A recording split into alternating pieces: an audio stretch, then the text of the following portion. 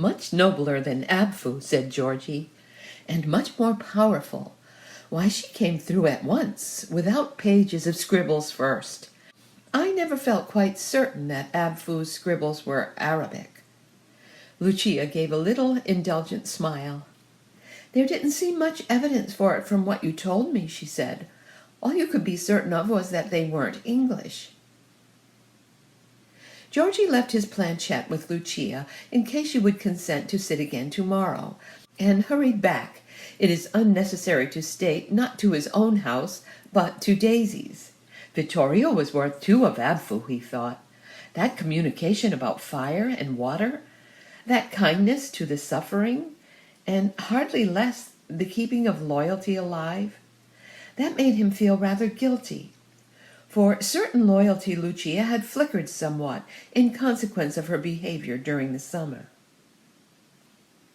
He gave a short account of these remarkable proceedings, omitting the loyalty, to Daisy, who took a superior and scornful attitude.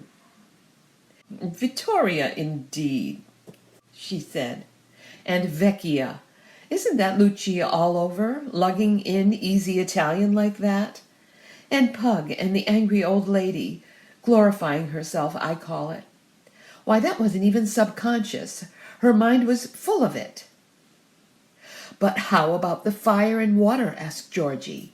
"It does apply to the damp in the museum and the oil stoves." Daisy knew that her position as priestess of Abfu was tottering. It was true that she had not celebrated the mysteries of late, for Risholm and she had got rather tired of Abfu. But it was gall and wormwood to think that Lucia should steal was the word, her invention, and bring it out under the patronage of Vittoria as something quite new. "A pure fluke," said Daisy. "If she'd written mutton and music, you would have found some interpretation for it. Such far-fetched nonsense." Georgie was getting rather heated. He remembered how when Abfu had written death, it was held to apply to the mulberry tree, which Daisy believed she had killed by amateur root pruning. So if it came to talk about far-fetched nonsense, he could have something to say. Besides, the mulberry tree hadn't died at all, so that if Abfu meant that, he was wrong. But there was no good in indulging in recriminations with Daisy, not only for the sake of peace and quietness, but because Georgie could guess very well all she was feeling. "But she didn't write about mutton and music," he observed, "so we needn't discuss that. Then there was moonlight. I don't know what that means." "I should call it moonshine," said Daisy brightly. "Well, it wrote moonlight," said Georgie. "Of course, there's the Moonlight Sonata, which might have been in Lucia's mind, but it's all curious. And I believe Lucia was in a condition of light hypnosis." "Light fiddlestick," said Daisy. Why hadn't she thought of going into a condition of light hypnosis when she was Abfuing? So much more impressive. We can all shut our eyes and droop our heads. "Well, I think it was light hypnosis," said Georgie firmly. "It was very curious to see. I hope she'll consent to sit again. She didn't much want to." Daisy profoundly hoped that Lucia would not consent to sit again, for she felt Abfuism slipping out of her fingers. In any case, she would instantly resuscitate Abfu, for Vittoria shouldn't have it all her own way. She got up. "Georgie, why shouldn't we see if Abfu has anything to say about it?" she asked. "After all, Abfu told us to make a museum, and that hasn't turned out so badly. Abfu was practical. What he suggested led to something." Though the notion that Daisy had thought of the museum and pushed flitted through George's mind, there was something in what she said, for certainly Abfu had written museum, if it wasn't mouse, and there was the museum which had turned out so profitably for the committee. "We might try," he said. Daisy instantly got out her planchette, which sadly wanted dusting, and it began to move almost as soon as they laid their hands on it. Abfu was in a rather inartistic hurry, and it really wasn't very wise of Daisy to close her eyes and snort. It was indeed light fiddlesticks to do that. It was a sheer, unconvincing plagiarism from Lucia, and his distrust of Daisy and of Abfu immeasurably deepened. Furiously, the pencil scribbled, going off the paper occasionally and writing on the table, till Georgie could insert the paper under it. It was evident that Abfu was very indignant about something, and there was no need to inquire what that was. For some time the writing seemed to feel to Georgie like Arabic, but presently the pencil slowed down, and he thought some English was coming through. Finally, Abfu gave a great scrawl, as he usually did when the message was complete, and Daisy looked dreamily up. "Anything?" she said. "It's been writing hard," said Georgie. They examined the script. It began, as he had expected, with quantities of Arabic, and then, as he expected, dropped into English, which was quite legible. "Beware of charlatans," wrote Abfu. "Beware of southern charlatans. All spirits are not true and faithful like Abfu, who instituted your museum. False guides deceive. A warning from Abfu." "Well, if that isn't convincing, I don't know what is," said Daisy. Georgie thought it convincing, too. The din of battle began to rise. It was known that very evening, for Colonel and Mrs. Boucher dined with Georgie, that he and Lucia, for Georgie did not give all the credit to Lucia, had received that remarkable message from Vittoria about fire and water and the dog and the angry old woman, and it was agreed that Abfu cut a very poor figure and had a jealous temper. Why hadn't Abfu done something better than merely warn them against southern charlatans? "If it comes to that," said Mrs. Boucher, "Egypt is in the south, and charlatans can come from Egypt as much as from Italy. Fire and water? Very remarkable. There's the water there now, plenty of it, and the fire will be there tomorrow. I must get out my planchette again, for I put it away. I got sick of writing nothing but Arabic, even if it was Arabic. I call it very strange, and not a word about golf from Vittoria. I consider that's most important. If Lucia had been pushing, she'd have written about her golf with Daisy. Abfu and Vittoria. I wonder which will win." That summed it up pretty well, for it was felt that Abfu and Vittoria could not both direct the affairs of Risholme from the other world unless they acted jointly, and Abfu's remarks about the southern charlatan and false spirits put the idea of a coalition out of the question. All the time, firm in the consciousness of Risholme, but never under any circumstances spoken of, was the feeling that Abfu and Vittoria, as well as standing for themselves, were pseudonyms. They stood also for Daisy and Lucia. And how much finer and bigger, how much more gifted of the two in every way was Vittoria Lucia. Lucia quickly got over her disinclination to Ouija, and messages, not very definite, but of high moral significance, came from this exalted spirit. There was never a word about golf, and there was never a word about Abfu, nor any ravings concerning inferior and untrustworthy spirits. Vittoria was clearly above all that. Indeed, she was probably in some sphere miles way above Abfu, whereas Abfu's pages, Daisy sat with her planchette morning after morning and obtained sheets of the most voluble English, were blistered with denunciations of low and earth-born intelligences and dark with awful warnings for those who trusted them. Risholme, in fact, had never been at a higher pitch of excited activity. Even the arrival of the Evening Gazette during those weeks when Hermione had recorded so much about Mrs. Philip Lucas hadn't roused such emotions as the reception of a new message from Abfu or Vittoria. And it was Lucia again who was the cause of it all. No one for months had cared what Abfu said, till Lucia became the recipient of Vittoria's messages. She had invested Planchette with the interest that attached to all she did.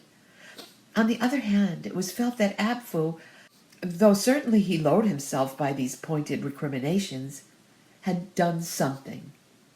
Abfu Daisy had invented the museum, whereas Vittoria Lucia, apart from giving utterance to high moral sentiments, had invented nothing. High moral sentiments couldn't count as an invention. To be sure, there was the remarkable piece about Pug and angry Lady Ambermere, but the facts of that were already known to Lucia, and so for the communication about fire, water, and moonlight, though there were new oil stoves in the damp museum, that was not as remarkable as inventing the museum, and moonlight, unless it meant the sonata, was quite unexplained.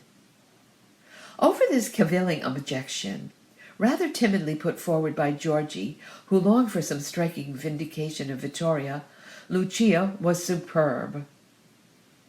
"Yes, Georgie, I can't tell you what it means," she said. "I am only the humble scribe. It is quite mysterious to me. For myself, I am content to be Vittoria's medium. I feel it a high honor. Perhaps some day it will be explained, and we shall see." They saw. Meanwhile, since no one can live entirely on messages from the unseen, other interests were not neglected. There were bridge parties at the Hurst. There was much music.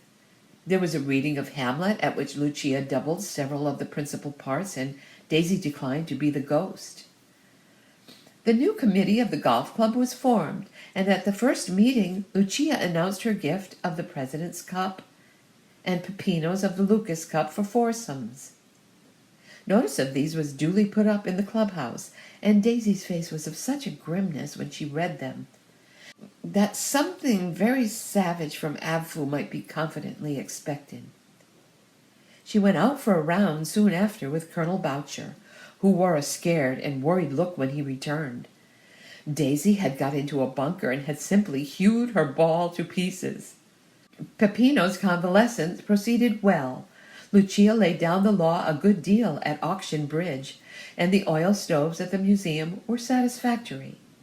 They were certainly making headway against the large patches of damp on the walls. And Daisy, one evening, recollecting that she had not made a personal inspection of them, went in just before dinner to look at them. The boy in charge of them had put them out, for they only burned during the day, and certainly they were doing their work well. Daisy felt she would not be able to bring forward any objection to them at the next committee meeting, as she had rather hoped to do.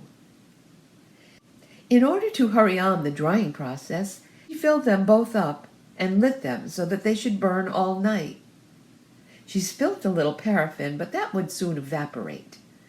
Georgie was tripping back across the green from a visit to Mrs. Boucher, and they walked homeward together.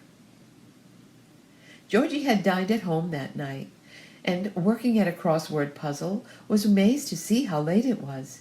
He had pored long over a map of South America, trying to find a river of 7 letters with P.T. in the middle, but he determined to do no more at it tonight. "The tiresome thing," he said. "If I could get that, I'm sure it would give me 31 across." He strolled to the window and pushed aside the blind. It was a moonlight night, with a high wind and a few scudding clouds.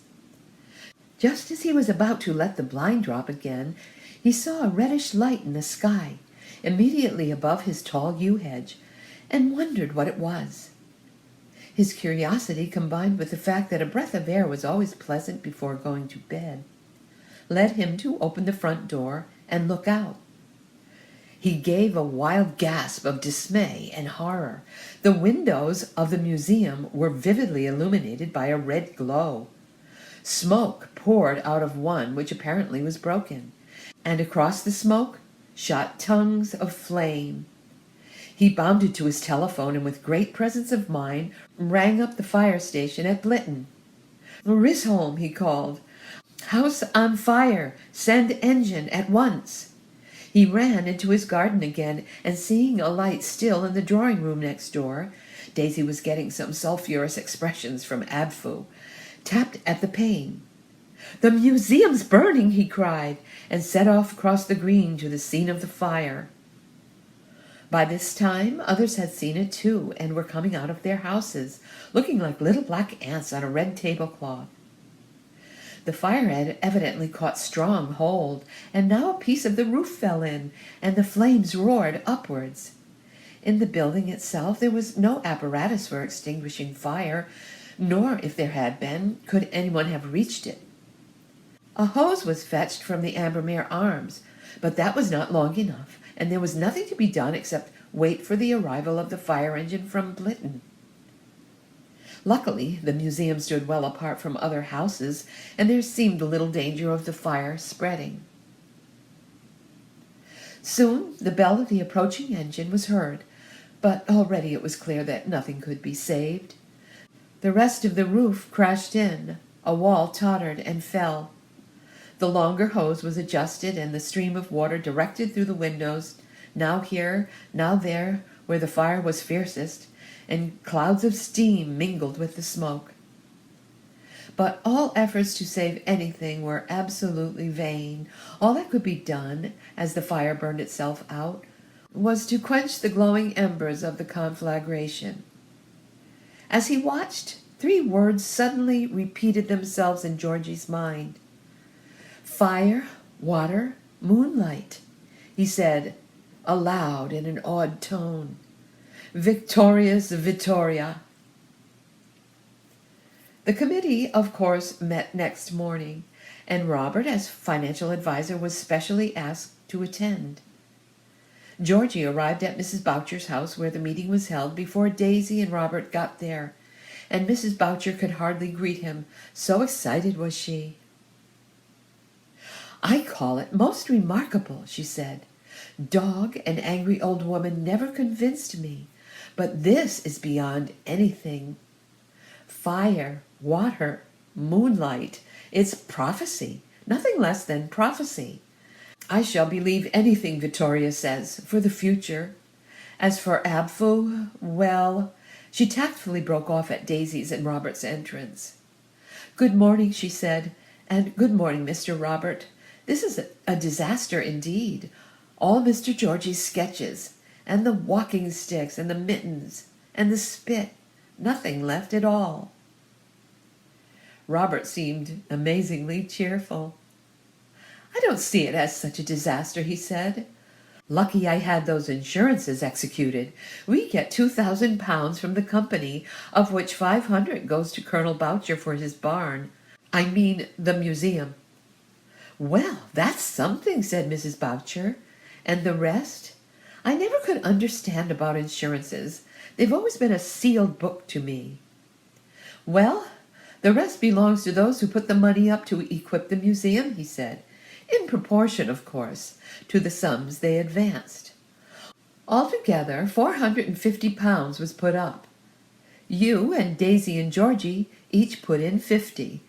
The rest, well, I advanced the rest." There were some rapid and silent calculations made. It seemed rather hard that Robert should get such a lot. Business always seemed to favor the rich, but Robert didn't seem the least ashamed of that.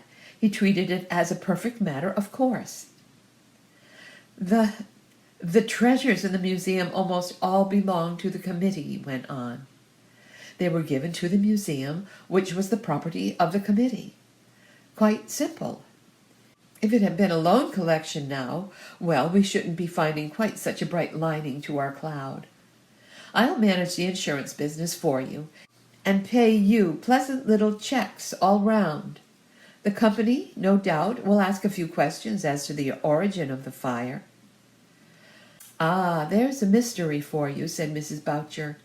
"The oil stoves were always put out in the evening, after burning all day, and how a fire broke out in the middle of the night beats me." Daisy's mouth twitched. Then she pulled herself together. "Most mysterious," she said, and looked carelessly out of the window to where the debris of the museum was still steaming. Simultaneously, Georgie gave a little start and instantly changed the subject, rapping on the table. "There's one thing we've forgotten," said he. "It wasn't entirely our property. Queen Charlotte's mittens were only on loan." The faces of the committee fell slightly. "A shilling or two," said Mrs. Boucher hopefully. "I'm only glad we didn't have Pug as well. Lucia got us out of that." Instantly the words of Vittoria about the dog and the angry old woman, and fire and water and moonlight, occurred to everybody. Most of all, they occurred to Daisy, and there was a slight pause, which might have become awkward if it had continued. It was broken by the entry of Mrs. Boucher's parlour-maid, who carried a letter in a large square envelope with a deep mourning border and a huge coronet on the flap. "Addressed to the Museum Committee, ma'am," she said. Mrs. Boucher opened it, and her face flushed. "Well, she's lost no time," she said. "Lady Ambermere. I think I had better read it." "Please," said everybody in rather strange voices. Mrs. Boucher read: "Ladies and gentlemen of the Committee of Risholme Museum, your little museum, I hear, has been totally destroyed with all its contents by fire. I have to remind you, therefore, that the mittens of the late Majesty Queen Charlotte were there on loan, as lent by me. No equivalent in money can really make up for the loss of so irreplaceable a relic, but I should be glad to know, as soon as possible, what compensation you propose to offer me. The figure that has been suggested to me is £50, and an early cheque would oblige. Faithfully yours, Cornelia Ambermere." A dead silence succeeded, broken by Mrs. Boucher as soon as her indignation allowed her to speak. "I would sooner," she said, "go to law about it, and appeal if it went against us, and carry it up to the House of Lords, than pay £50 for those rubbishy things. Why, the whole contents of the museum weren't worth more than, well, leave it at that."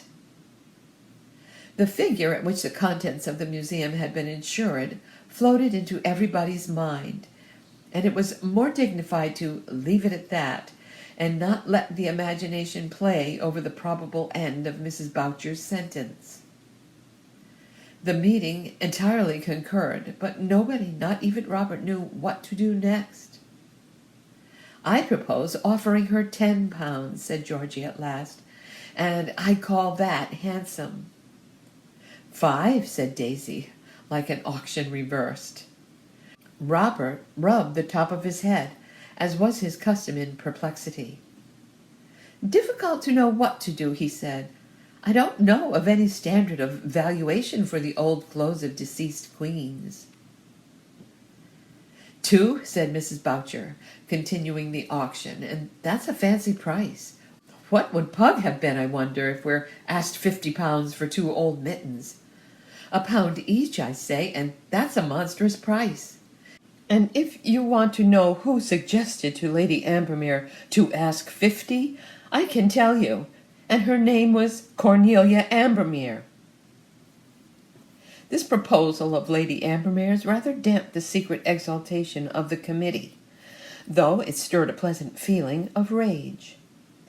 £50 was a paltry sum compared to what they would receive from the insurance company, but the sense of the attempt to impose on them caused laudable resentment. They broke up to consider separately what was to be done, and to poke about the ashes of the museum, all feeling very rich. The rest of Risholme were there, of course, also poking about, Piggy and Goosey skipping over smoldering heaps of ash, and Mrs. Antrobus, and the vicar and the curate, and Mr. Stratton. Only Lucia was absent, and Georgie, after satisfying himself that nothing whatever remained of his sketches, popped into the Hurst. Lucia was in the music-room reading the paper. She had heard, of course, about the total destruction of the museum, that ridiculous invention of Daisy and Abfu, but not a shadow of exultation betrayed itself. My dear, too sad about the museum, she said.